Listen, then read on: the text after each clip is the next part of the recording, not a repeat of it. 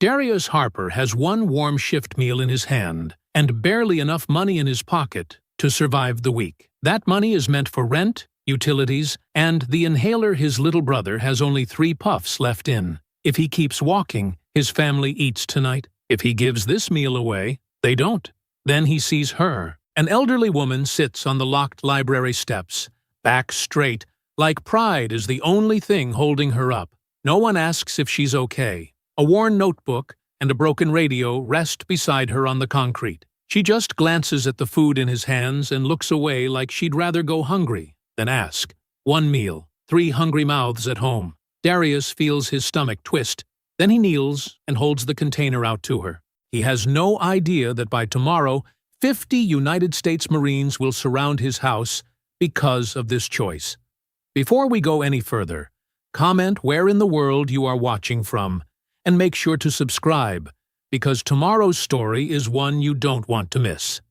The kitchen was dim in the pre-dawn light, as Darius Harper moved quietly through their small rental home. The cabinets creaked softly as he opened them, taking inventory of what remained: half a box of cereal, 2 eggs, a heel of bread, and some nearly expired milk. He'd make it work. He always did. Behind him, his mother Patrice shuffled in, still in her nurse's aide uniform after working the night shift. Dark circles shadowed her eyes. "Baby, you should be sleeping," she whispered. "I'm good, Mama." "Sit down. I'll fix you something before bed." Darius pulled out their last clean pan, carefully cracking an egg while stretching the cereal portion into 2 bowls. 10-year-old Jalen appeared in his Pokemon pajamas, hair tousled from sleep. "Morning, Dee." He climbed onto a kitchen chair, watching his brother work his usual morning magic. Darius ruffled Jalen's hair. "Hey, buddy. Let me check that inhaler first." He retrieved the asthma medication from the windowsill, frowning at how light it felt. 3 doses left, maybe 4. The refill would have to wait until next payday. While Jalen took his morning puff, Darius spotted the corner of an envelope peeking out from under yesterday's mail. His heart sank as he recognized the final eviction notice. In one smooth motion, he slid it under an empty cereal box before his mother could see it. She had enough to worry about. "Here we go," Darius announced, setting down their meager breakfast with as much ceremony as he could muster. He'd given Jalen the larger portion of cereal and his mother the whole egg, keeping just a piece of dry toast for himself. "You need more than that," Patrice protested. But Darius shook his head. "I've got my shift meal later at the restaurant." "I'm good, Mama. Eat." The walk to school was long, but Darius preferred it to wasting bus fare they couldn't spare. Halfway there, he spotted something on the ground, a worn leather wallet. Inside, he found ID belonging to Mr. Peterson, one of the school janitors. "Mr. Peterson!" Darius jogged to catch up with the elderly man who was trudging toward the school entrance. "Found your wallet, sir." The janitor's weathered face creased with relief. "Lord, thank you, son. My whole week's pay is in there." "No problem, sir. Have a good one." Darius continued on, ignoring the growl in his stomach. Near the school, he noticed Mrs. Williams, their elderly neighbor, struggling with her walker at the bus stop. Her hands shook as she tried to check the schedule. "Mrs. Williams? You heading to the clinic?" She nodded, squinting at the bus times. "Can't make out these numbers anymore." Darius reached into his pocket, feeling his last bus transfer, the one he'd been saving for his ride to work. Without hesitation, he pressed it into her hand. "Here, this'll get you there and back. But don't you need—" "I like walking," he assured her with a smile. "Stay safe, Mrs. Williams." The morning assembly was already underway when Darius slipped into the auditorium. Principal Ward stood at the podium, his expensive suit a stark contrast to the worn school surroundings. "Exciting changes are coming to our community," Ward announced, his polished voice echoing. "The revitalization initiative will bring new opportunities." Darius listened with growing unease. Revitalization meant rising rents. Opportunities meant pricing out families like his.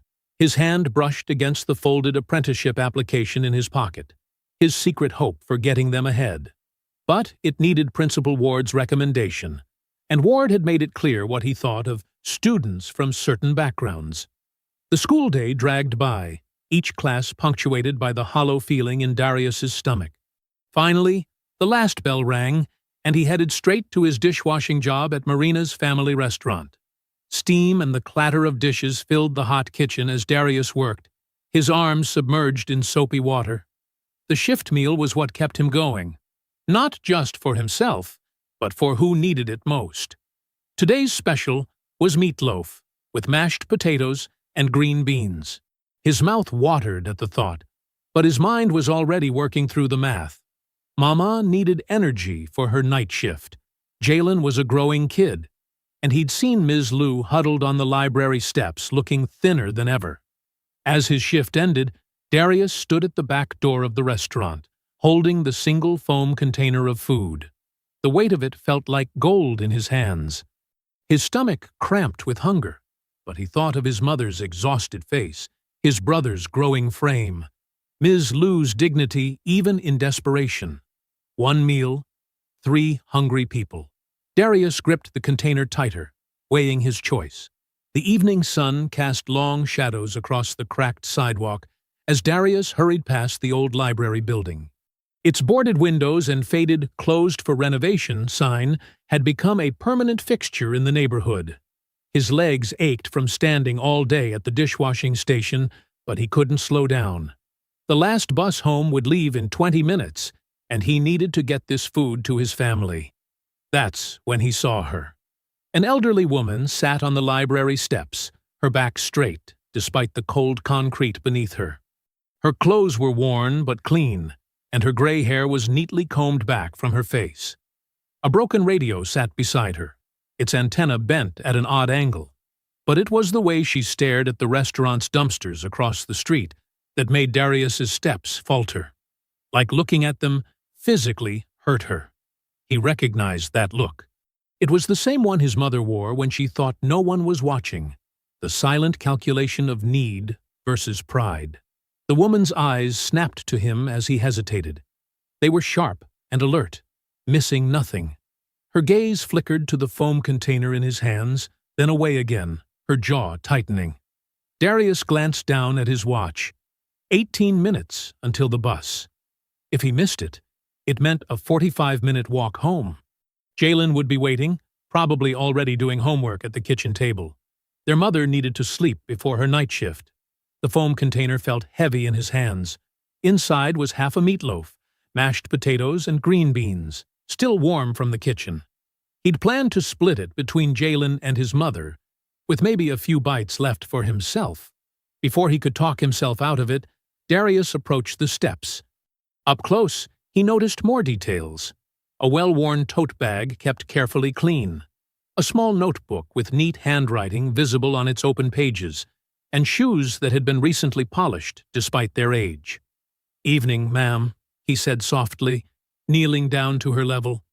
"I work at Marina's back there. Would you like to share some dinner?" The woman's eyes narrowed. "I don't take handouts, boy." "It's not a handout," Darius said. "It's my shift meal. Too much for just me." He kept his voice casual, respectful. She studied him for a long moment, her gaze taking in his school ID badge, his dishwashing uniform, the careful way he handled the container. Her eyes lingered on his hands, clean but rough from hot water and industrial soap. "What's your name?" she asked finally. "Darius Harper, ma'am." "Lottie Grayson," she replied. "Miss Lou to most folks." She paused, then added with unexpected fierceness, "Don't you dare offer me money. Food is kindness. Cash is control. There's a difference." Darius nodded, understanding completely. He opened the container and carefully tore the napkin in half, making each piece neat and presentable. With practiced movements, he divided the food evenly, arranging it so each portion looked full. Miss Lou watched this process with unwavering attention. "You've done this before," she observed. It wasn't a question. "Yes, ma'am." She accepted her half of the napkin and food with dignity. "You'll miss your bus," she noted, nodding toward the stop down the street. Darius stood, brushing off his knees. "Yes, ma'am." That's all right. Somebody waiting on this food at home? He hesitated. They'll understand. Miss Lou's expression softened almost imperceptibly. Better get walking then, Mr. Harper. Darius turned to go, but her voice stopped him. You season this yourself? No, ma'am. Marina's kitchen. She took a small bite of meatloaf. Needs pepper. And somebody ought to teach their cook about proper gravy consistency. A smile tugged at Darius's lips. Yes, ma'am. I'll pass that along. The walk home felt longer than usual. Darius rehearsed different versions of an apology in his head. I'm sorry, Jay. Something came up. No, too vague. There was someone who needed it more. But that might make Jalen feel less important. I'll make it up to you tomorrow. But promises were dangerous when you weren't sure you could keep them.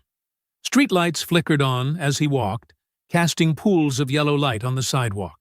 His stomach growled, reminding him that he hadn't eaten since that piece of dry toast at breakfast. But when he thought of Miss Lou sitting alone on those cold steps, he couldn't regret his choice. The stairs to their second-floor apartment creaked under his feet as he climbed them slowly, his empty hands feeling heavier than when they'd held the food. Through the thin walls, he could hear the TV playing Jalen's favorite cartoon. His brother's homework would be spread across their wobbly kitchen table, waiting for help with math problems. Darius stood at the door, key in hand, gathering his courage. Then he turned the lock and stepped inside to face his family. Darius stood at the stove, stirring the pot of cheap noodles. The blue-orange flame flickered beneath, casting dancing shadows on the kitchen wall. Behind him, Jalen sat at their wobbly table, chin propped on his hands, watching the steam rise with hungry eyes. Their mother's soft snores drifted from the living room couch, where she'd collapsed still wearing her waitress uniform. Dark circles painted shadows under her eyes, and her shoes were still on her feet. Darius kept his movements quiet, not wanting to wake her before her next shift. I'm sorry about dinner, Jay, Darius said softly, testing the noodles with a fork. I know you were counting on that meatloaf. Jalen's shoulders slumped slightly, but he tried to smile. It's okay, Dee. Were you hungry too? The question twisted something in Darius's chest. Tomorrow will be better, he promised, even as his mind raced through their dwindling groceries and empty wallet. He divided the noodles into 2 bowls, making sure Jalen's portion was larger. Did you finish your math homework? Darius asked, setting the bowls down. Most of it. Can you check number 7? I got stuck. They worked through the problem together while eating, Darius explaining fractions between bites. When Jalen's eyes started drooping, Darius sent him to brush his teeth and tucked him into bed. The next morning, Darius woke early as usual. He stretched their last eggs and toast into breakfast for 3, secretly setting aside a small portion wrapped in paper towels. His mother noticed him packing it, but didn't ask questions. They'd all learned to trust each other's reasons for doing things. After school, his feet carried him back to the library steps. Miss Lou sat in the same spot as yesterday, her posture still proud despite the chill in the air. Her tote bag rested beside her, and the broken radio remained silent sentinel. Brought you something, Miss Lou, Darius said, offering the wrapped breakfast. She examined the simple meal with critical eyes. Cold eggs and toast? Boy, you need to learn about proper food storage. But she ate it anyway, and Darius noticed how she made each bite last. This became their routine. Each day, Darius would appear with whatever food he could manage, sometimes part of his shift meal, other times something cobbled together from home. He started walking longer routes to save bus fare, memorizing shortcuts between neighborhoods. On Wednesday, she commented on his wrinkled uniform. Your mama works nights at that diner on Parker Street, doesn't she? Hard schedule, those graveyard shifts. Darius blinked in surprise. How did you? I notice things, she cut him off. Speaking of noticing, never sign a lease without reading the fine print about maintenance responsibilities. Landlords love to hide their duties in paragraph 6. Thursday, she critiqued his sandwich-making technique while scribbling in her notebook. Diagonal cuts taste better than straight ones. That's just facts. But it was what she didn't say that caught Darius's attention. He began to notice how her eyes tracked certain cars that passed by, particularly the shiny black ones with tinted windows. How she'd write quickly in her notebook when men in expensive suits walked past, muttering numbers under her breath that sounded like license plates. Friday evening found them sharing the last of his shift meal, a slightly dry chicken sandwich that she declared needed more mayonnaise, but at least it wasn't yesterday's tuna surprise. A group of suited men exited the building across the street, their shoes clicking importantly on the sidewalk. Miss Lou's hand moved to her notebook with practiced speed, but this time it fell open facing Darius. He caught a glimpse of neat columns, dates, times, addresses, license plate numbers paired with location codes, names connected by arrows to what looked like property listings. Before he could make sense of any of it, she snapped the notebook shut with surprising quickness. "Getting dark early these days," she said casually, but her eyes were sharp as she tucked the notebook away. "Best head home before your mama worries." Darius stood slowly, brushing crumbs from his pants. "Same time Monday, Miss Lou?" She nodded once, already turning her attention to a sleek car crawling past the library. "Mind how you go, Mr. Harper. And remember what I said about those leases." The kitchen hummed with the clatter of dishes and the hiss of industrial dishwashers. Darius's arms were elbow-deep in soapy water when Mr. Peterson, the restaurant manager, burst through the swinging doors. "Listen up, everyone!" Peterson's voice cut through the noise. "The Anderson wedding party wrapped early. Double pay for anyone staying late to clean up." Darius's hands stilled in the sink. Double pay. The words echoed in his head, mixing with the memory of Jalen's wheezing that morning. The inhaler was almost empty. 3, maybe 4 puffs left. His mother's next paycheck wouldn't stretch far enough to cover a refill. "And get those catering trays to the dumpster," Peterson added, already turning away. "Health code says we can't keep them." Darius dried his hands slowly, watching as servers wheeled in cart after cart of barely touched food. Perfectly good sandwiches, fresh fruit, whole trays of grilled chicken, and roasted vegetables that had never made it to the reception floor. His stomach churned, and not from hunger.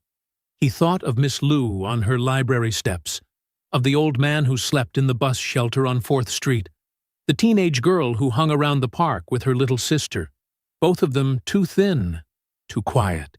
The decision crystallized in his mind like frost on a window. He knew it was wrong, technically, legally wrong.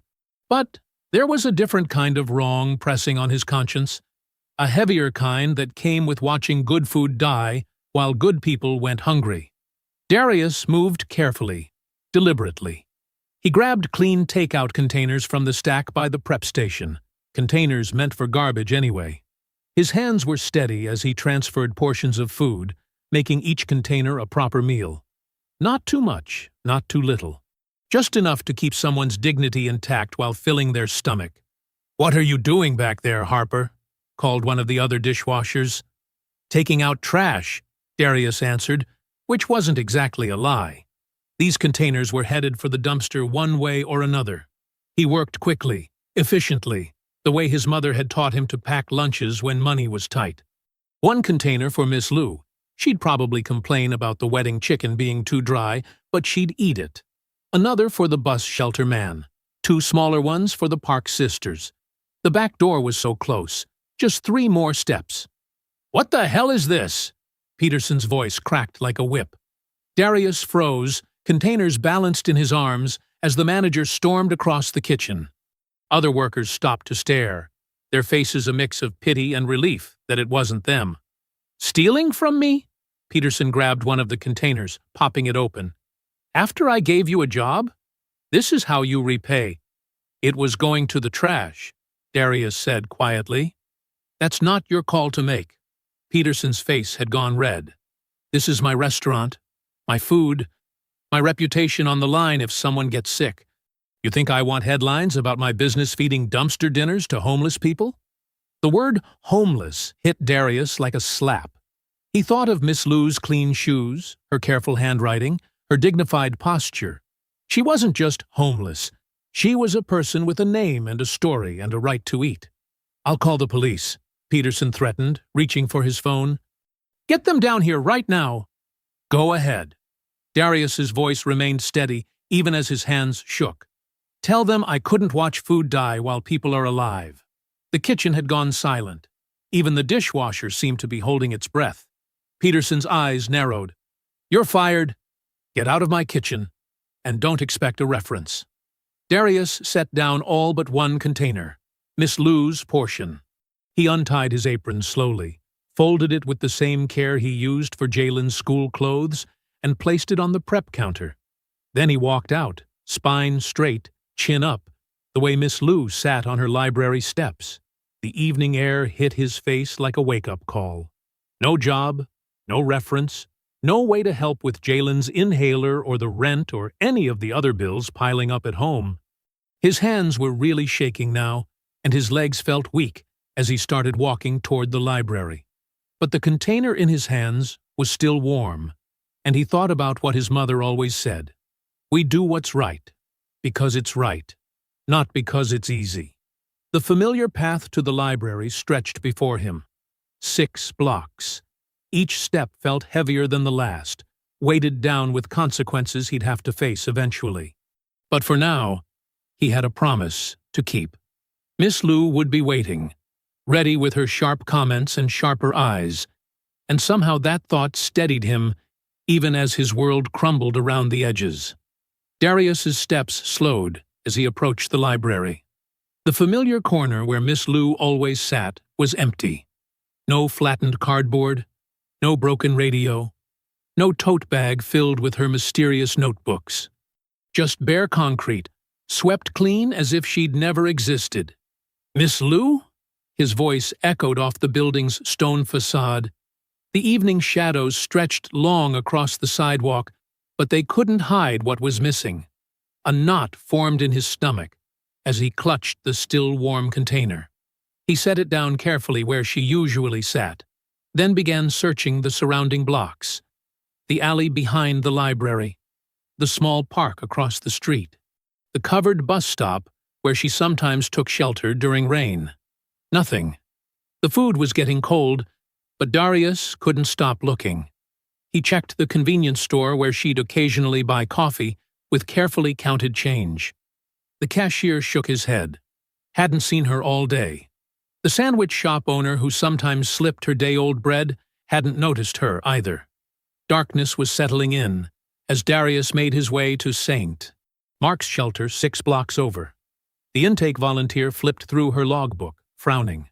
"No one by that name or description today. Sorry, honey." The underpass near the railroad tracks was next. Darius had seen outreach workers there before, talking to people who avoided the shelters. He picked his way carefully down the slope, shoes crunching on gravel. "Miss Lou?" he called into the shadows. A few people stirred in their makeshift camps, but none were her. One man, wrapped in a tattered blanket, looked up. "The lady with the radio?" he asked.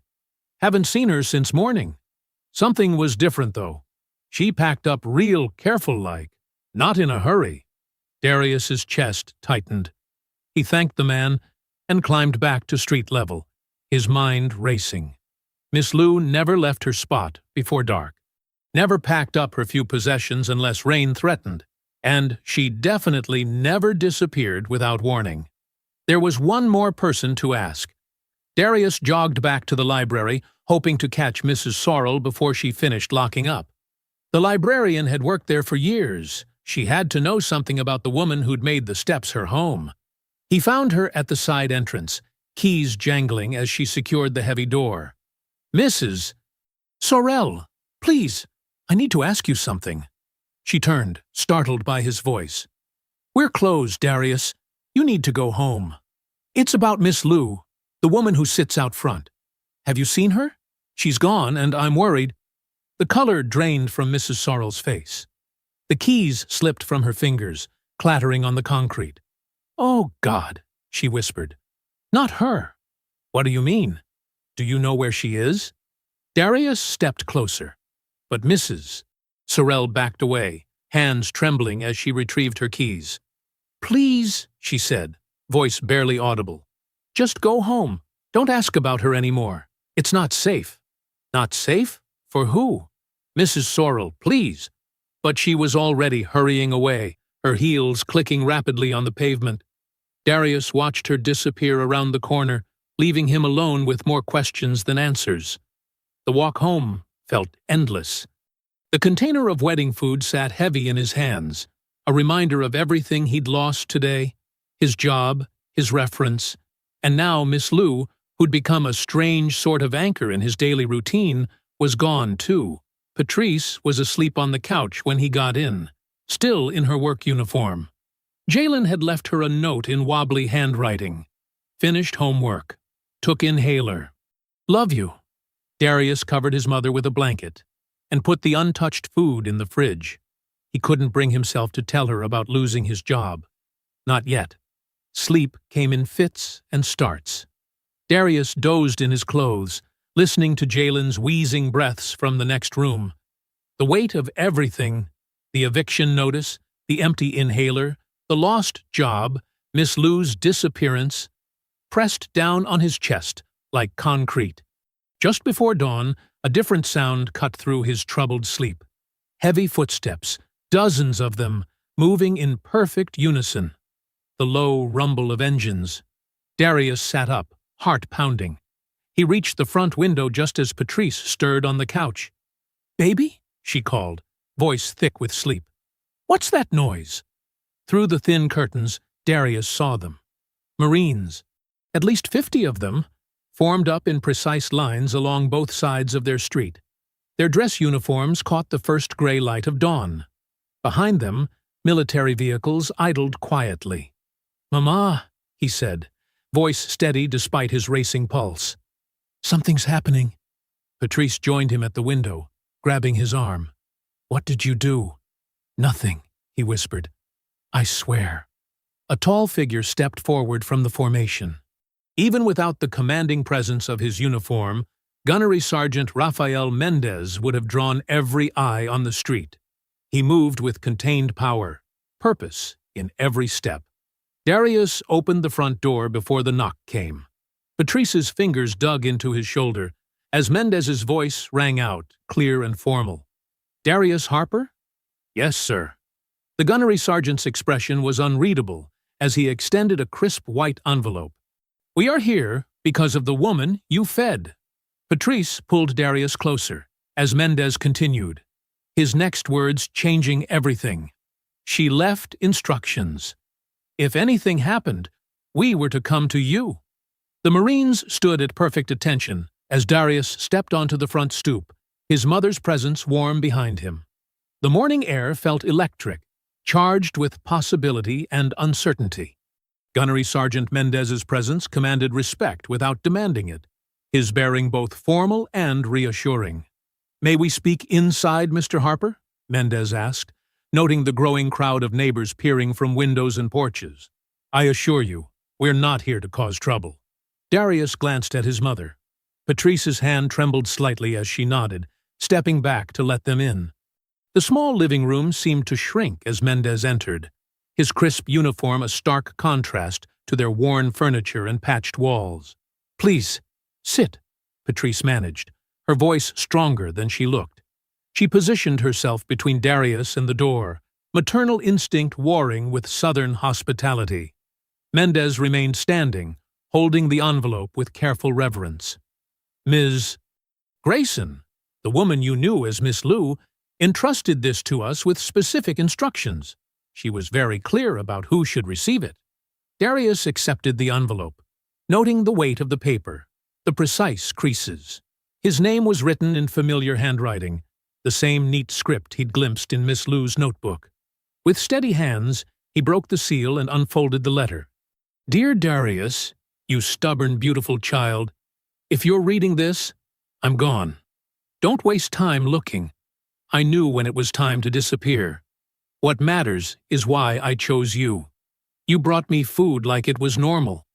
No phone cameras, no speeches about salvation, no demands for my life story or performances of gratitude. just food, given freely, even when it cost you. Listen carefully. The world will try to turn your kindness into a headline or a hustle. They'll want to make it cute, make it trend, make it sell. Don't let them. Kindness isn't currency. It's oxygen. It keeps people alive. You reminded me, the world still has decent people. That's rarer than gold these days. Take care of what I left behind. It matters more than you know. LG, PS. Your seasoning needs work, but your heart is perfect. Darius folded the letter carefully, aware of the weight of Mendez's gaze. The room felt too small and too large at once. Ms. Grayson was more than she appeared, Mendez explained, his voice softening. She maintained a connection to a legacy project, one that several fallen Marines believed in deeply. It involves community support, educational opportunities, and what she called lifelines for neighborhoods like this one. Patrice sank onto the arm of their shabby couch. Why my son? Because he proved himself without knowing he was being tested, Mendez replied. Ms. Grayson watched this community for years, waiting for someone with the right character to trust. She was particularly impressed by how your son handled losing his job yesterday. Darius felt his mother stiffen. You lost your job? For feeding people, Mendez interjected smoothly. He chose dignity over compliance. That's exactly what Ms. Grayson was looking for. The formation outside maintained their respectful stance as sunrise painted the street gold. Through the window, Darius could see Mrs. Thompson from next door watching in her bathrobe, phone pressed to her ear. There's more to discuss, Mendez continued, producing a business card with the Veterans Center address.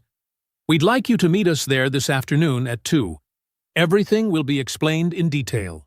He paused, making eye contact with Patrice. Ma'am, I give you my word as a Marine. This is an opportunity, not a trap. The Marines departed with the same precision they'd arrived with, each offering a crisp salute as they passed the front door.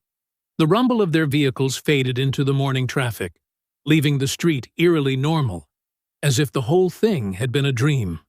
Darius sat at their small kitchen table, turning the business card over in his hands. The embossed letters caught the light. Veterans Service Center, Building 17.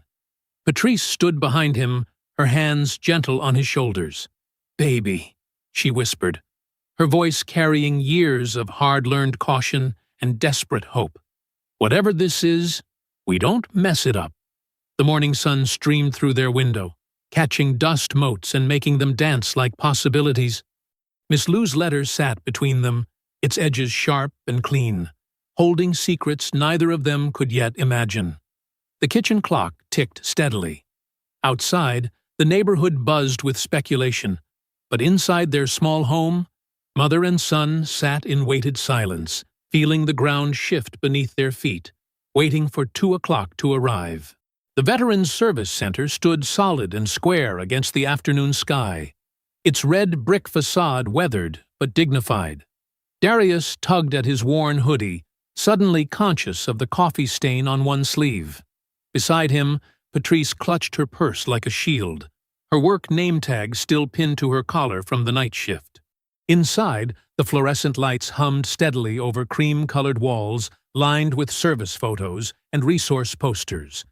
A desk sergeant directed them to Building 17, his eyes softening when Darius mentioned Gunnery Sergeant Mendez's name. The conference room felt both official and tired. Standard government-issue furniture that had seen better days. Darius chose a plastic chair that didn't wobble, while Patrice perched next to him, back straight, ready to protect her son at the first sign of trouble. Mendez arrived precisely on time, accompanied by a woman in pressed civilian clothes whose bearing marked her as military. Mr. Harper, Mrs. Harper, Mendez nodded respectfully. This is Sergeant First Class Angela Price, retired. She oversees our community outreach programs. Price's handshake was firm but warm. Thank you for coming, she said, settling into a chair across from them. Her movements were efficient, practiced, but her eyes held genuine kindness. I understand this morning was quite a surprise. "That's putting it mildly," Patrice murmured, her fingers still tight around her purse strap. Price smiled, acknowledging the understatement. She opened a folder marked with Darius's name. "Let me be direct about why you're here. Ms. Grayson, Lottie, was connected to several programs designed to create opportunities for young people in this community. Real opportunities, not photo ops." She laid out documents one by one: apprenticeship listings, tutoring schedules, legal aid contact information. "We offer structured support, job placement, educational assistance, housing advocacy. There's also a scholarship fund that's been dormant for years. Lottie helped establish it originally." "Why haven't we heard about this before?" Patrice asked, leaning forward to study a brochure. "The programs exist quietly," Mendez explained. "We're not here to create feel-good stories or recruitment propaganda. This is about honoring promises made by Marines who believed in building community lifelines." Price nodded. "Lottie was our eyes and ears. She watched for young people who showed real character, not just good grades or clean records, but genuine integrity. People who would use these opportunities to lift others up."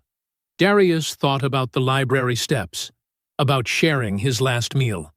"She was testing people?" "Observing," Price corrected gently. She kept detailed notes: dates, names, patterns of behavior. When she saw someone worth investing in, she documented everything. She slid an application form across the table. "We'd like to offer you an interview slot for the apprenticeship program. It includes technical training and union certification options.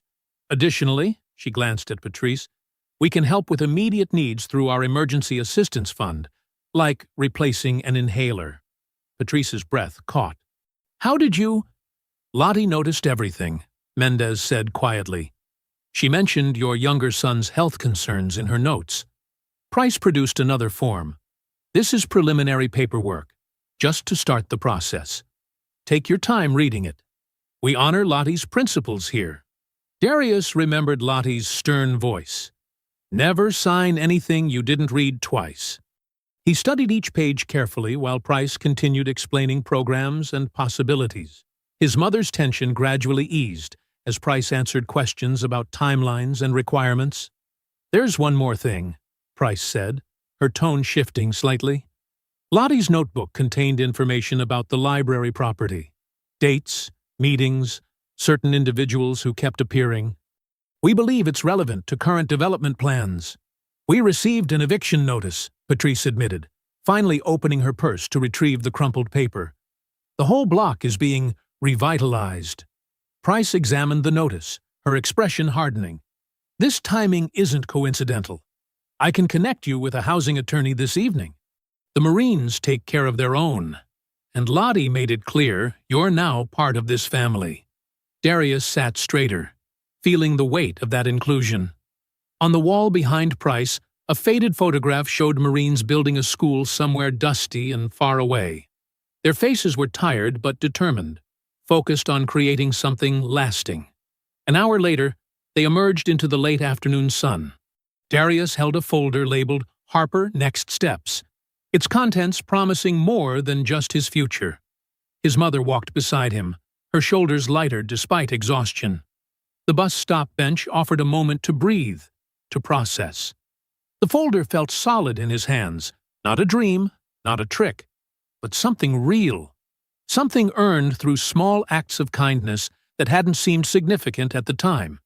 A transit authority worker passed by, sweeping cigarette butts from the sidewalk.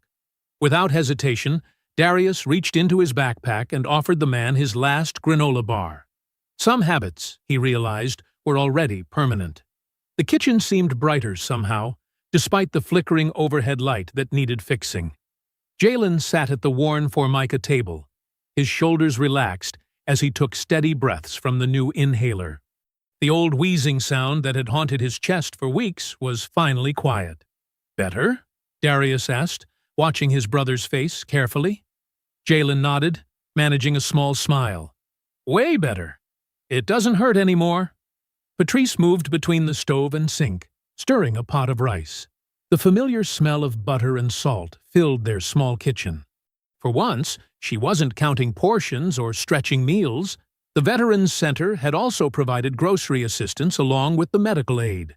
"Did you see how fast they got this to us?" she marveled, shaking her head. "Same day.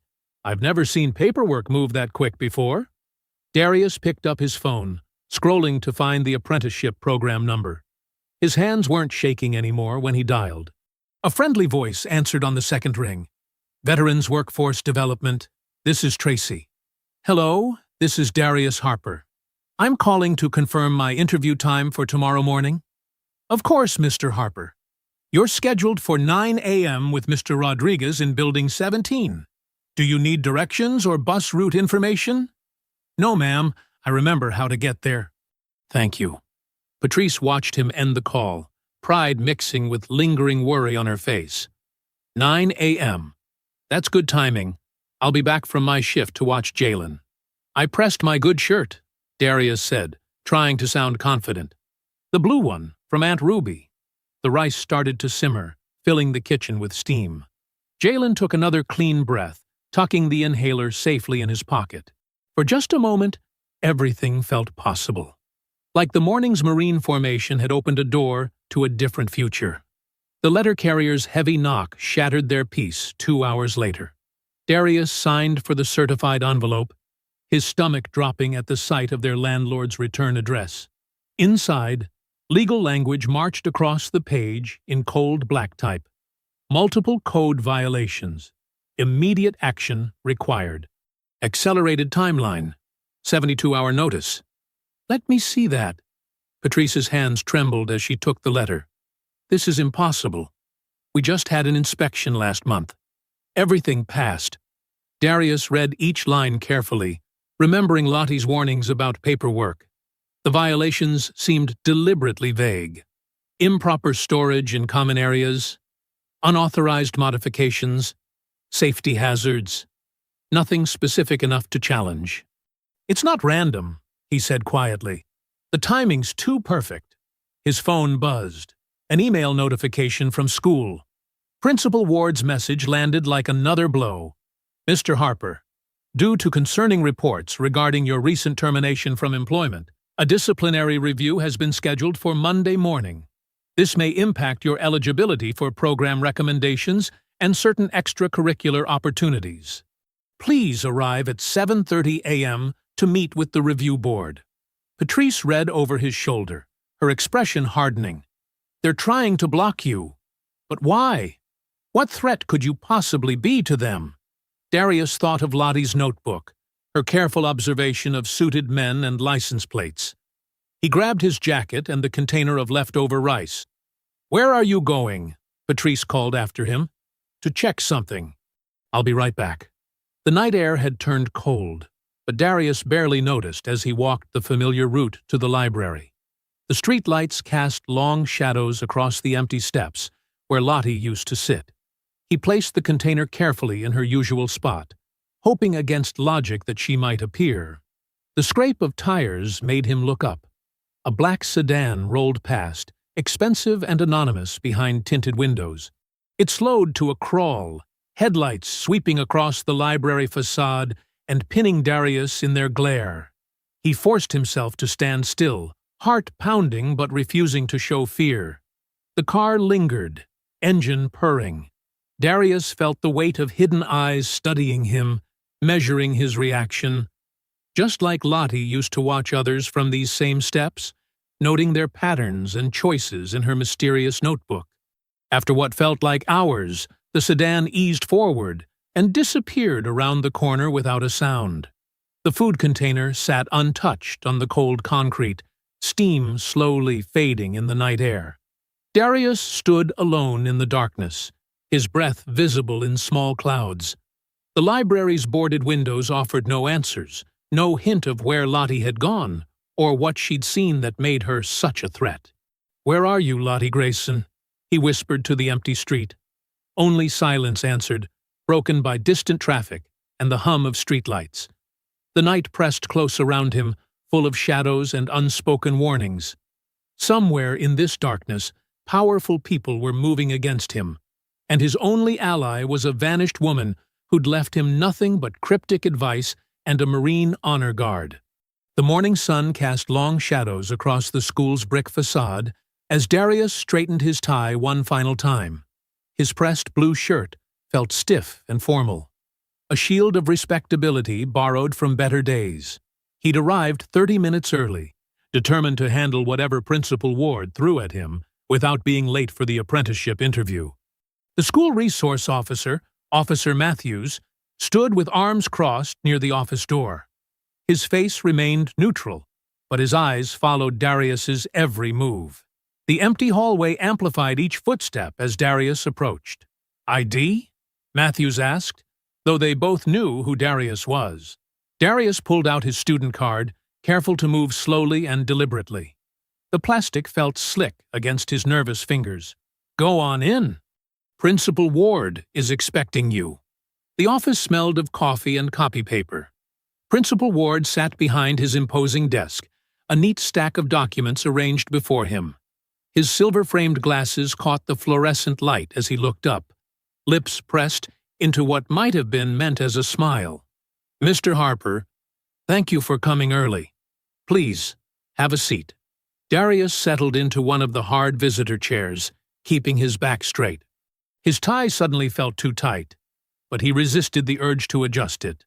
"I understand you have an important interview this morning," Ward began, his tone carefully measured, "which makes this situation especially unfortunate." He slid a document across the desk. The letterhead bore an official seal Darius didn't recognize. His eyes caught phrases like exploitation of vulnerable persons and manipulation for personal gain. "A very serious complaint has been filed," Ward continued, "regarding your interactions with an elderly homeless woman, one Lottie Grayson." Darius's chest tightened. "I brought her food. That's all. Did you document these interactions? Post them online, perhaps?" "No, sir. Never." Darius met Ward's gaze steadily. "I wouldn't do that to someone." Ward's fingers drummed against the desk. "And yet we have Marines showing up at your house. Quite a spectacle. Quite convenient timing, with scholarship season approaching."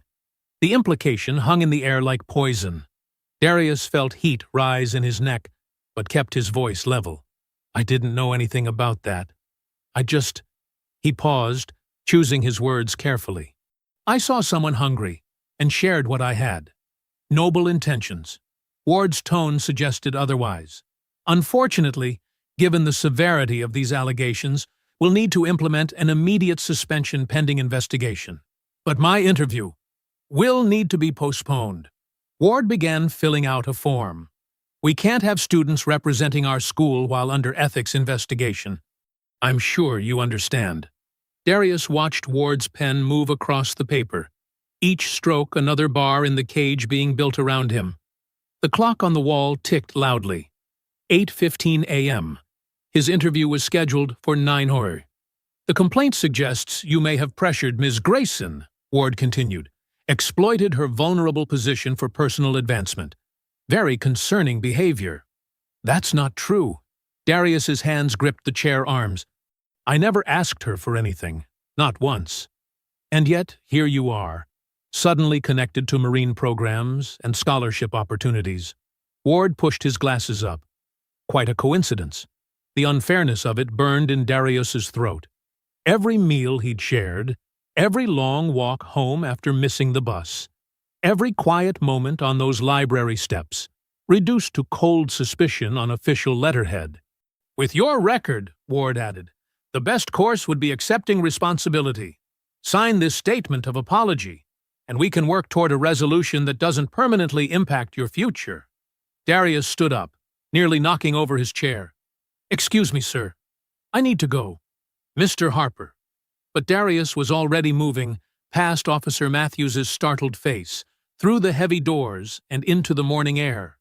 His dress shoes slapped against pavement as he ran to the bus stop, praying he hadn't missed the downtown route. 40 minutes later, he burst into the Veterans Center lobby, tie askew and shirt damp with sweat. The receptionist recognized him and immediately called Sergeant Price. Price took one look at his face and ushered him into her office. She read the complaint quickly, her expression darkening. "I know this signature," she said, tapping the bottom of the page. "Robert Whitmore. He's been trying to buy that library property for years. Claims he'll build luxury apartments. Principal Ward wants me to sign an apology," Darius explained. "Says it's the only way to avoid suspension." Price's eyes narrowed. "Don't sign anything. This is a trap. If you admit to exploiting her, they can use it to invalidate anything she left you.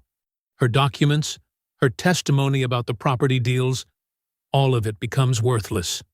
Darius looked at his watch. 8:55 a.m. His interview would start in 5 minutes, across town. "I should call them," he said quietly. "Explain why I can't make it." Price reached for her phone. "I can help reschedule. But Darius, this fight might cost you the position." "Are you sure?" Darius thought of Lottie's proud posture on those library steps, how she'd refused to beg or perform gratitude for kindness. He straightened his tie one final time. "I will not lie about Lottie Grayson," he said firmly, "even if it costs me everything." The legal aid office was smaller than Darius expected, with manila folders stacked high on every surface and a window unit fighting the afternoon heat. Noah Kendrick, the housing attorney, sat behind a desk that had seen better days. His tie loosened and sleeves rolled up as he examined their paperwork. "This eviction notice timing is no coincidence," Kendrick said, spreading out the documents. "They're moving unusually fast, citing violations that weren't issues during previous inspections." Patrice shifted in her chair, her work uniform wrinkled from an overnight shift. "Can they really throw us out that quick?" "Not legally, no. But they're counting on you not knowing that." Kendrick pulled out a highlighter. "See these dates? They're trying to bypass standard notice periods." The speakerphone crackled with Gunnery Sergeant Mendez's voice. "Similar pattern to other properties near the library. Push people out fast. Minimal paper trail." Patrice's hands twisted in her lap. "What if we just take whatever deal they offer? At least we'd have somewhere to live." "Mama, no." Darius leaned forward. "If we sign their papers, we help them bury the truth about Lottie." "The truth won't keep us warm, baby." Patrice's voice cracked. "Sometimes you have to bend to survive." Kendrick held up a hand. "Before anyone signs anything, we need to find Ms. Grayson. Her testimony could stop both the eviction and the complaint against Darius. Our networks are checking VA facilities," Mendez said through the phone. "But she's smart. Probably used an alias. Makes it harder to track her." Darius closed his eyes, remembering Mrs. Sorrell's face at the library. The fear, but also something else. Guilt, maybe. "I need to try something," he said. "The librarian knows more than she's saying." 20 minutes later, Darius stood at the library's side entrance, knocking softly. Mrs. Sorrell's face appeared in the narrow window, pale and drawn. She cracked the door just enough to whisper, "Please, go away. I can't help you." "You saw what happened to her, didn't you?" Darius kept his voice gentle. "The night she disappeared." Mrs. Sorrell glanced over her shoulder, though the library was empty. "I shouldn't. She trusted me with food every day. Now I need to make sure she's safe." Something in Mrs. Sorrell's expression crumbled. She slipped through the door, hugging herself in the afternoon heat. "It was late. After closing," she began. "I was leaving through the back when I saw the ambulance. No sirens, just lights." Her voice dropped lower. She was conscious, arguing with them about her bag. "But they took her anyway." "Did you hear where?" Mrs. Sorrell reached into her cardigan pocket with trembling fingers. "I found this by the curb after they left. I should have said something sooner, but—" She pressed a torn paper into his hand. "I was scared." People who ask too many questions about Lottie tend to have problems. Darius examined the scrap. A medical intake sticker, partially smeared but still legible. An unfamiliar last name, and what looked like a facility code. "Thank you," he said quietly. "You're doing the right thing." Mrs. Sorrell's eyes filled with tears. "She used to work here, you know? Years ago, before they started pushing people out. She knew every book, every child's name. She squeezed Darius's arm. "Find her, please." The drive to the facility was tense. Patrice sat in the back seat of Mendez's car, still in her work uniform, while Darius held the torn sticker like it might dissolve if he gripped it too hard. Street lights began flickering on as evening approached. "The facility's about 20 minutes ahead," Mendez said, checking his GPS. "It's a hospice center, but they have a VA wing. If she's there, we'll find her." "What if we're too late?" Patrice asked softly. Darius touched the sticker again, tracing the smeared letters. He thought of Lottie's fierce dignity on those library steps, how she'd turned simple meals into lessons about integrity, how she'd watched and measured and chosen him to carry something important. "She's alive," he said, more prayer than certainty. "She has to be." The facility's lights appeared ahead, warm windows dotting a long brick building. Darius clutched the torn sticker, his heart pounding against his ribs. He could almost hear Lottie's voice, sharp, proud, hiding wisdom behind criticism. All those meals, all those conversations on the steps, they had to lead somewhere. They had to mean something. "Please, still be alive," he whispered as they pulled into the parking lot. The sticker trembled in his fingers, a fragile map to whatever truth Lottie had been protecting all along. The fluorescent lights of the hospice center hummed overhead as Darius approached the reception desk, his mother and Gunnery Sergeant Mendez close behind.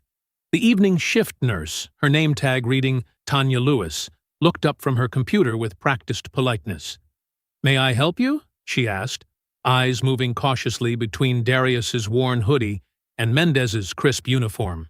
"We're looking for a patient who may be registered under an alias," Mendez said, stepping forward. "It's a sensitive matter involving veteran affairs." Nurse Lewis's expression tightened. "I'm sorry, but patient privacy protocols—" "Ma'am," Mendez interrupted gently, pulling out a folder. "We have documentation. Emergency contact protocols authorized by the patient herself." He slid several official-looking papers across the desk. Darius held his breath as the nurse examined each page, her forehead creasing. The antiseptic smell of the facility made his stomach turn, or maybe it was the fear of what they might find. Patrice's hand found his shoulder, steady despite her exhaustion. "These appear to be in order," Nurse Lewis finally said, though uncertainty lingered in her voice. "Room 214. But please understand, if the patient is sleeping or doesn't wish to see visitors—" "We understand," Mendez assured her. "We'll follow all protocols." They followed the nurse down sterile hallways, their footsteps echoing against linoleum floors. Each room they passed held stories of endings, of lives winding down beneath thin blankets and beeping monitors. Darius's heart hammered against his ribs. Room 214's door stood half open. Nurse Lewis knocked softly before entering. "Miss Thompson? You have visitors." Darius stepped into the room, and his breath caught. Lottie lay in the hospital bed, smaller than he remembered, tubes running from her arms to clicking machines. But her eyes, those sharp, measuring eyes, opened and found him immediately. "Well," she said, voice rough but strong. "Took you long enough." Relief flooded through Darius as he moved to her bedside. Before he could speak, her hand shot out and gripped his wrist with surprising strength. "You still feeding people?" she demanded. Tears pricked at Darius's eyes. "Yes, ma'am. Every chance I get." "Good boy." Her fingers tightened. "They try to stop you yet?"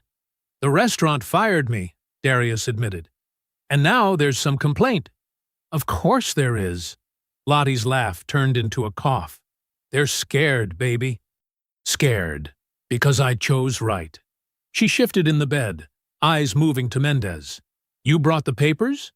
"Yes, ma'am." Mendez produced another folder. "Everything's secure." Lottie nodded, then turned back to Darius. "Listen close, because I'm only saying this once. Those men in suits I used to watch? Developer types, thinking they could steal the library quiet-like, push out anyone who needed it most. But I kept records. Dates, names, every dirty deal and broken law. That's why you stayed on those steps, Darius realized. You were watching them, documenting them, waiting for someone worthy to pass it to. Her grip softened slightly. Someone who'd give without trying to own my story. Someone who'd remember what that library meant to the community. Patrice stepped closer. But why target Darius with a complaint? Simple, Lottie said. If they can paint him as a manipulator, someone who exploited a confused old woman for attention, then anything he reveals from my documents becomes suspicious. They're trying to discredit him before he can even speak. She turned those fierce eyes back to Darius. That's why I had to test you first. See if you'd post about helping me. Try to make yourself look good. But you just kept bringing food, quiet-like, even when it cost you. Darius swallowed hard. I never knew. That was the point, baby. Lottie's voice softened. Real kindness doesn't need to know why. She shifted again, grimacing. One more thing I need, before this body gives out. Anything, Darius said immediately. Take me to those library steps. One last time. Her eyes blazed with determination. Let them see me tell the truth in the open air, with proper witnesses. Mendez stepped forward. Ms. Grayson, in your condition. My condition is dying, Sergeant. We both know it. She fixed him with that measuring stare. But I'm not dead yet, and I mean to make this count. Silence filled the room. Darius looked at the machines, the tubes, the frailty in Lottie's frame, and the unshakable will in her eyes. Mendez straightened, coming to attention. We will escort you, ma'am, with full honors. Good man. Lottie's fingers squeezed Darius's wrist once more. You ready for this, baby? Because once we start, there's no hiding anymore. The truth needs daylight and backbone. Darius looked at his mother's worried face, at Mendez's solemn nod, at the fierce determination in Lottie's eyes. He thought of all the meals shared on those steps, all the quiet conversations that had been building to this moment. Morning light filtered through the threadbare curtains of the Harper living room, casting long shadows across the worn carpet. Darius sat on the edge of the sofa. His mother perched nervously beside him. Attorney Noah Kendrick stood near the window, his briefcase open on the coffee table. The knock at the door was precise, measured. 3 sharp taps that made Patrice flinch. Calvin Rusk entered with the smooth confidence of someone used to getting his way. His suit was perfectly pressed, his smile practiced and pleasant. He carried a leather portfolio that probably cost more than 3 months of their rent. Thank you for agreeing to meet, Rusk said, settling into the armchair like he owned it. I believe we can resolve this situation to everyone's benefit. Darius watched him carefully, remembering Lottie's words about people who smiled too hard when offering papers to sign.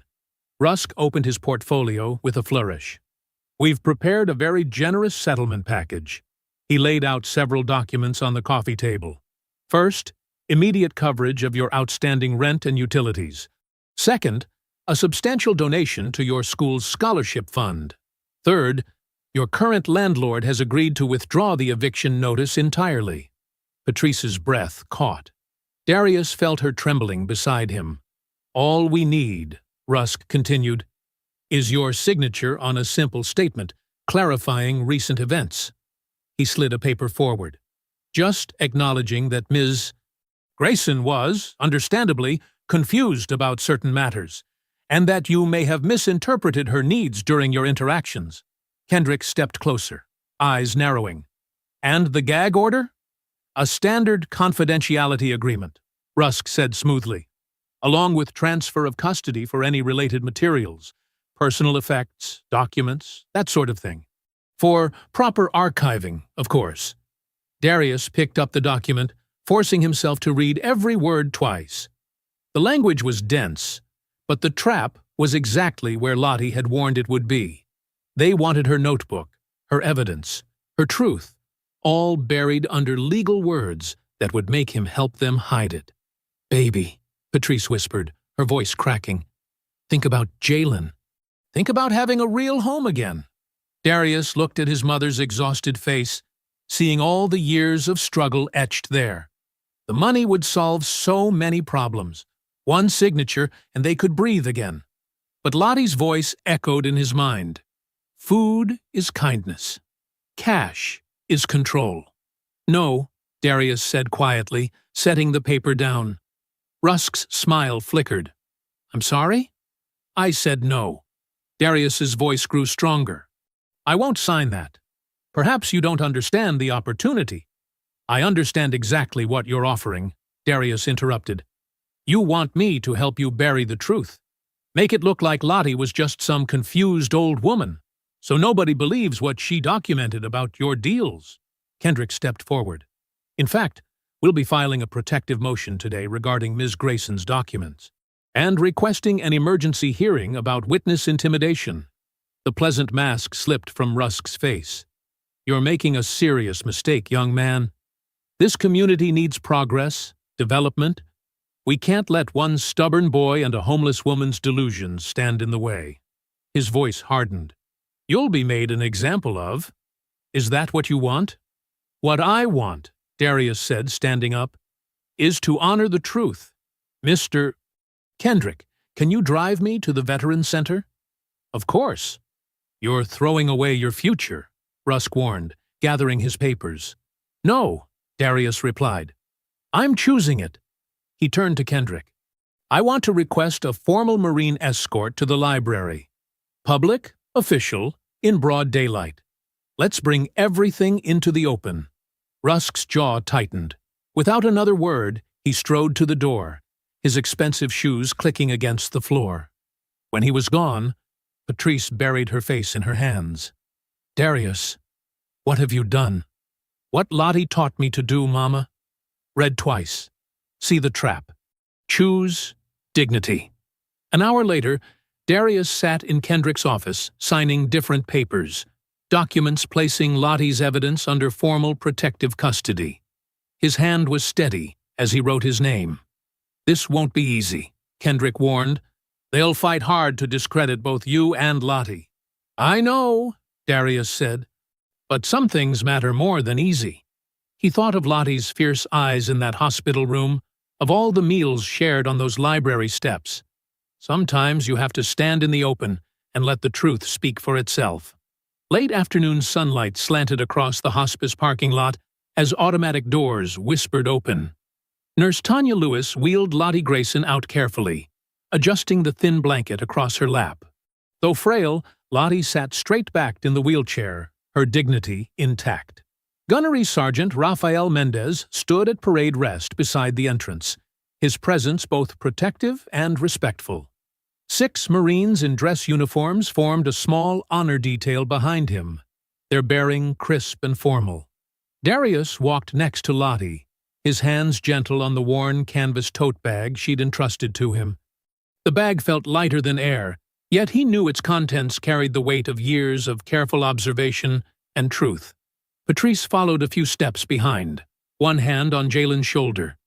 The boy's fingers twisted in the sleeve of Darius's jacket, his eyes wide as he watched the Marines. You nervous, baby? Lottie asked, glancing up at Darius. No, ma'am, he answered softly. Just ready. She nodded, satisfied. Good boy. Truth walks better with steady legs. They moved as a group through the streets of town, the Marines maintaining perfect formation around them. The unusual procession drew attention. Neighbors emerged from porches and shops, first curious, then subdued, as they recognized the military presence. Some removed their hats. Others simply watched in respectful silence. At each intersection, Mendez coordinated with his detail to ensure safe passage. The Marines moved with practiced precision, their boots striking the pavement in perfect rhythm. The sound echoed off buildings like a heartbeat. Jalen whispered, "Dee, why are they all watching?" Because sometimes, Darius answered quietly. Doing the right thing needs witnesses. As they approached the library, more people gathered. Mrs. Sorrell stood nervously near the steps, wringing her hands. Sergeant First Class Angela Price arrived with Noah Kendrick, accompanied by a small group of veterans in civilian clothes. Community members who'd seen the Marines pass through town began to collect at a respectful distance. "There," Lottie said firmly, pointing to a spot facing the library's main entrance. "Position me there." Nurse Lewis carefully maneuvered the wheelchair into place. The afternoon sun caught the library's weathered facade, highlighting years of neglect but also its underlying dignity. Like Lottie herself, it remained proud despite hardship. The Marines adjusted their formation to create a protective semicircle. Mendez stood at parade rest slightly behind Lottie's right shoulder, a silent guardian. Lottie's voice, though aged, carried clearly across the gathered crowd. "I speak now as witness and guardian. For years, I've documented the systematic pressure placed on property owners in this neighborhood, threats disguised as opportunities, buyouts masked as charity." She gestured to her tote bag in Darius's hands. "Every meeting, every false promise, every coerced signature. It's all recorded here, along with proof of how the library's closure was engineered to devalue the area." Movement at the edge of the crowd drew attention. Calvin Rusk appeared, his usual Polish cracking as he realized what was happening. He started forward, face flushed with anger. "This is outrageous," he began. "This woman is clearly—" Mendez took one step forward, his presence alone forming an invisible wall. He didn't speak or touch Rusk. He simply stood, steady and immovable. The developer's words died in his throat. Lottie continued, as if there had been no interruption. "I chose my position carefully, watched from these steps as they tried to empty our community, waited for someone who understood that kindness isn't weakness, it's strength." Her eyes found Darius. "This young man fed me without asking for praise or payment.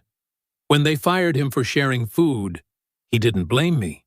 When they threatened him, he didn't break. That's why I named him in my instructions. Character isn't what you claim in daylight. It's what you do in shadows when no one's watching." She nodded to Kendrick and Price. "The notebook and supporting documents are to be released to them, publicly and officially. Let every page see sunlight." The crowd had grown larger, phones recording, witnesses gathering. Mrs. Sorrell stepped forward, shoulders straightening as she added her own quiet voice. "I'll testify about what I saw. No more hiding." The setting sun painted the library steps in deep gold, as Lottie reached for Darius's hand. Her fingers were thin but warm as she covered his palm with hers. "Now they cannot bury it," she said firmly, as Kendrick approached with an evidence bag, its numbered tag catching the light. The porch light cast weak shadows across their small front yard, as Darius helped Patrice up the steps. Jalen clung to his brother's free hand, unusually quiet after the day's events. Inside, the apartment felt different somehow, like the walls held their breath, waiting. "I'll make some tea," Darius offered, helping his mother sink into their worn armchair. Her uniform was wrinkled from sitting through the afternoon's confrontation. Before he could reach the kitchen, red and blue lights washed through the front windows. A patrol car crept past their house, moving slower than a walking pace. The officer inside made a point of writing something down, his dome light illuminating his stern face.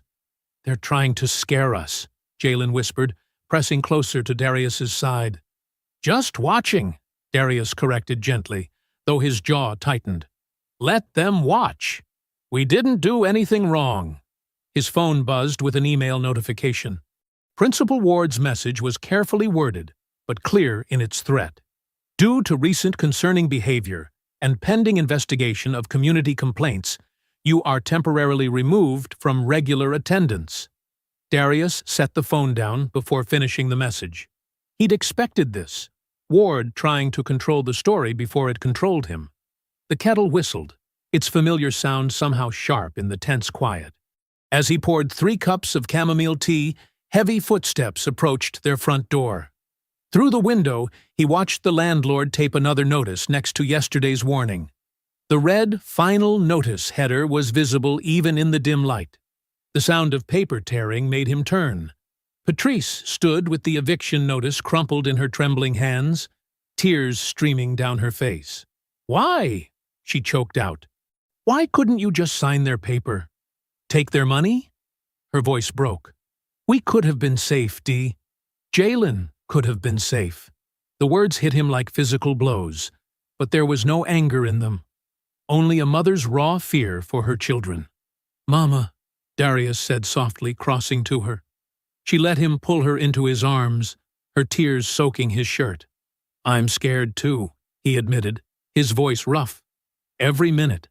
But if I sold Lottie's truth, if I helped them bury what she fought to protect, that safety would poison us from inside. Some things cost more than money to keep. But where will we go?" she whispered against his shoulder. Jalen wrapped his arms around both of them, pressing his face against their sides. The three Harpers stood together, swaying slightly, when Darius's phone rang. Sergeant First Class Angela Price's voice crackled with urgency. "Darius, the evidence is solid. State investigators are reviewing the library property deals right now. The developer's legal team just requested an emergency meeting. They're scrambling." Before Darius could respond, she continued. "And Noah Kendrick got your eviction stayed. Emergency injunction. The landlord can't touch you while this plays out." Relief made Darius's knees weak. "Thank you," he managed. "One more thing," Price added. "The apprenticeship coordinator called. They want you in tomorrow morning at 9. Said something about demonstrated integrity under pressure being exactly what they're looking for." After the call ended, Darius relayed everything to Patrice. She sank back into her chair, hands pressed to her mouth. "Baby," she said finally, voice hoarse. "I'm so sorry. I forgot what courage looks like." She reached for his hand. "Your daddy would be so proud." "We're going to be okay, Mama," Darius promised. "The right way." Later, when Jalen was finally asleep and Patrice had taken her evening pills, Darius stood in the quiet kitchen. He carefully packed a plate with leftover rice and beans, adding a clean paper napkin like he always had for Lottie. The windowsill overlooked the street where he'd first learned to watch for need in others' eyes. He placed the plate there like an offering to memory, to principle, to the strength it takes to feed someone else when you're hungry too. His interview folder sat on the kitchen table, pages neat and ready. Darius pulled out a chair, smoothed his palm over the cover, and began reviewing every document with the careful attention Lottie had taught him. Tomorrow would come with its own challenges, but he would meet them honestly, standing upright in his truth. The apprenticeship center lobby smelled of coffee and fresh paint. Darius smoothed his borrowed tie, a veteran's donation that Sergeant First Class Price had helped him knot properly. She sat beside him now, reviewing his paperwork one final time before the interview. "Remember," Price said quietly, "just tell the truth. Your actions speak for themselves." Marla Whitaker emerged from her office exactly on time. She had steel gray hair and eyes that missed nothing, reminding Darius of Lottie's sharp gaze.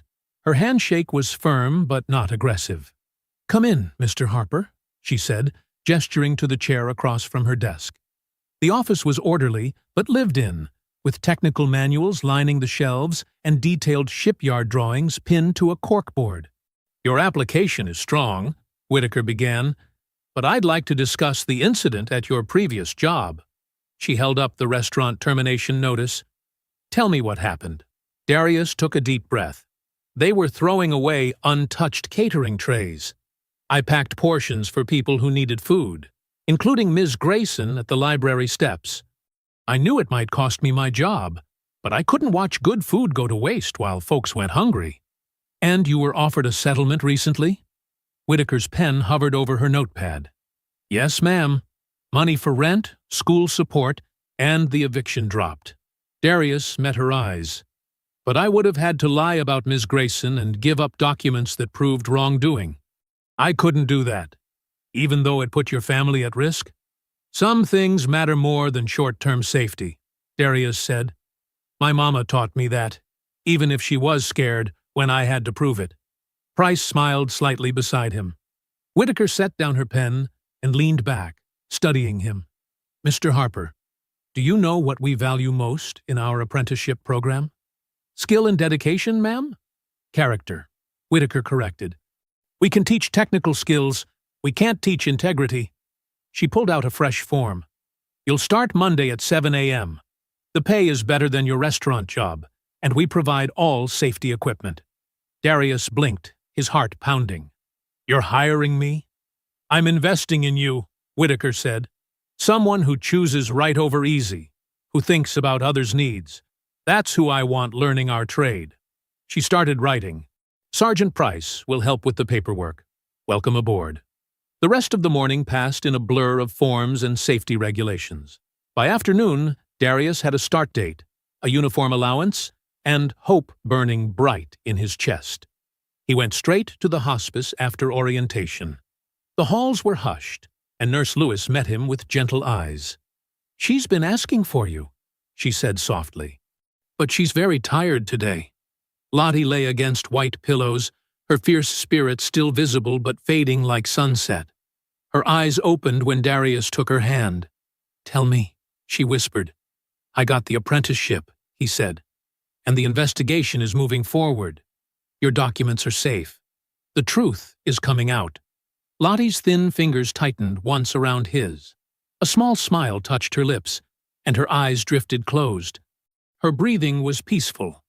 Rest now, Darius murmured. We'll keep watch.